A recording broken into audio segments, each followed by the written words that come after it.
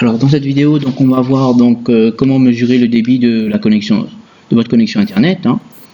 Alors donc j'ai un ordinateur qui est relié à internet par Wi-Fi. Donc aujourd'hui, donc je vais mesurer mon débit pour aujourd'hui. Donc il faut taper nperf sur Google et donc sur le premier site, donc je trouve speed test. Donc je clique sur un speed test. Donc je suis connecté, donc comme je vous ai dit, en Wi-Fi à une distance donc de quelques mètres de la maison. Voilà. Donc et là on va mesurer donc le débit descendant, c'est-à-dire le débit d'internet vers nous, et le débit montant, c'est-à-dire de nous vers internet. Et comme pour une clé USB, donc c'est pas le même débit. Donc je fais autoriser l'accès à la localisation. Donc je vais lancer le test. Voilà.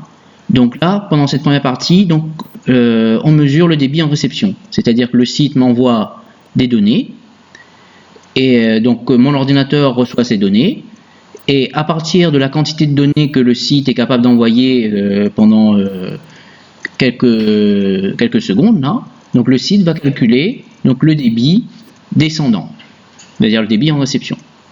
Donc il a trouvé que pour ma connexion, le débit descendant était de 32,25 mégabits par seconde. Bon. Là. Donc maintenant il va mesurer le débit montant, c'est-à-dire le débit de mon ordinateur vers internet. Donc en ce moment il est en train de transférer des données qui se trouvent sur mon ordinateur vers internet. Voilà. Et il aura terminé donc le débit dans un instant. Donc il va nous donner, voilà, donc on nous dit que mon débit montant donc est de 39,23 mégabits par seconde. Voilà. Et enfin, il a calculé la latence. Donc la latence, nous n'allons pas l'utiliser. Donc plus la latence est courte, meilleure est la qualité de votre connexion. Voilà. Donc à partir de ces débits en mégabits, aussi bien en réception qu'en envoi, on peut calculer la durée de transfert d'un fichier à partir de mon ordinateur.